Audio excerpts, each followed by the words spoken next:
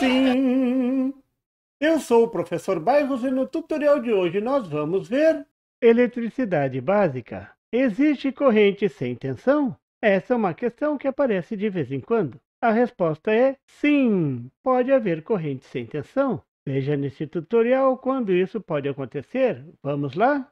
A definição de corrente elétrica todo mundo sabe. Corrente elétrica é o movimento ordenado das cargas elétricas. E a unidade ampere significa o número de cargas elétricas que passa por uma seção do fio por segundo. É só contar. No mundo real, as cargas elétricas que se movimentam são as cargas negativas, os elétrons livres. No mundo teórico da eletrônica, as cargas que se movimentam são as cargas positivas, que são, na verdade, as lacunas que os elétrons livres deixaram para trás ao se movimentarem. Não são os prótons. Essa corrente é chamada de corrente convencional. Isso é uma questão histórica, nada mais que isso. A seta que indica a medição da corrente é desenhada no sentido teórico, o sentido convencional da corrente. Mas eu sei, e todo mundo sabe, que são os elétrons livres que estão se movimentando no condutor. Então, para explicar o porquê da existência da corrente sem tensão, eu vou usar a corrente convencional. E estamos conversados. Afinal, toda a história está baseada nessa convenção. Olha a seta do diodo. Como a regra da mão direita para determinar o sentido do campo magnético ao redor de um condutor percorrido por uma corrente. Note o sentido da corrente. É o sentido convencional. Existe um experimento da física muito usado para mostrar a indução elétrica, que será útil para mostrar que é possível gerar corrente elétrica sem tensão. Pegue dois tubos de mesmo diâmetro, um tubo de PVC, tipo esses para encanamento d'água, e outro tubo de cobre, mesmo diâmetro e comprimento. Bem, não precisa ser exatamente o mesmo diâmetro. Pegue um ímã e um cronômetro. Você deverá soltar o ímã dentro dos tubos e marcar o tempo que o ímã leva para atravessá-lo. Primeiro, veja o que acontece se soltar o ímã dentro do tubo de PVC. Solte o ímã e dispare o cronômetro. Veja o tempo que o ímã leva para percorrer o tubo. Vai ser bem rapidinho. O ímã passou tranquilamente pelo tubo e o tempo, bem pequenininho. Depois, pegue esse ímã e leve para o tubo de cobre e zere o cronômetro. Solte o ímã dentro do tubo de cobre. Marque o tempo que o ímã leva para percorrer o tubo. Tenha paciência.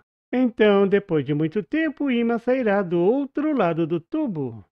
O tempo marcado no cronômetro será bem maior do que o tempo de queda no tubo de PVC. Por que o ímã demorou tanto tempo para descer pelo tubo de cobre?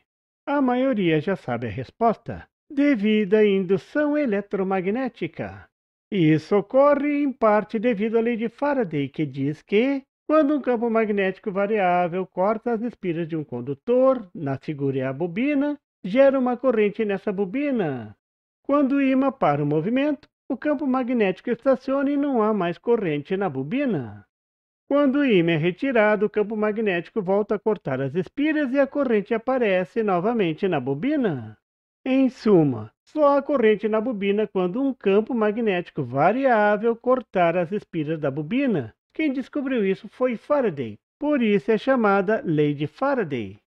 Esse princípio é usado no transformador. O campo magnético variável criado pela tensão AC na bobina do primário gera uma corrente na bobina do secundário. Mas o que a lei de Faraday tem a ver com o ímã caindo no tubo de cobre? Aqui, o movimento do ímã caindo gera um campo magnético variável no tubo de cobre. O tubo de cobre funciona como uma espira fechada da bobina. Então, aparece uma corrente na espira fechada que as paredes do tubo de cobre representam. Agora entra em cena uma segunda lei do eletromagnetismo, a lei de Ampère, que diz que, ao redor do condutor por onde circula uma corrente elétrica, é gerado um campo magnético. Numa espira fechada, esse campo magnético é reforçado no centro, e a espira vira um verdadeiro ímã. Agora entra em cena mais uma lei do eletromagnetismo que explica por que o ímã é atrasado dentro do tubo de cobre, a lei de Lenz. A lei de Lenz diz que, A corrente elétrica gerada na espira da bobina gera um campo magnético que se opõe ao campo criador dessa corrente. O ímã gerado na espira tem os polos posicionados de forma a se opor ao ímã caindo. Então, o movimento do ímã caindo é dificultado atrasado. Note que foi criada uma corrente no tubo de cobre sem a presença de uma tensão, sem uma fonte DC, de onde surgiu a força que movimenta as cargas no tubo de cobre. O movimento das cargas elétricas é devido à força eletromotriz, e como você já sabe, a força eletromotriz não é tensão. Você não sabia? Então veja o tutorial na descrição desse vídeo. Então a resposta é sim, pode haver corrente sem a presença da tensão, mas tem que ter a presença da força eletromotriz. De algum lugar tem que vir a energia para movimentar as cargas elétricas.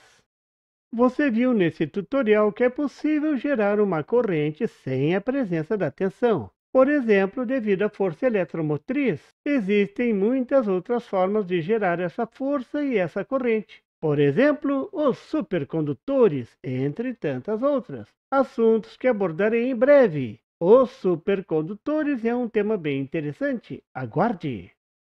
E por favor, se você não é inscrito, se inscreva! E marque o sininho para receber as notificações do canal. E não esqueça de deixar aquele like e compartilhar para dar uma força ao canal do Professor Bairros. E não tem site? Tem sim! É www.bairrospd.com. Lá você encontra o PDF e tutoriais sobre esse e outros assuntos da eletrônica. E fique atento ao canal do Professor Bairros para mais tutoriais sobre eletrônica. Até lá!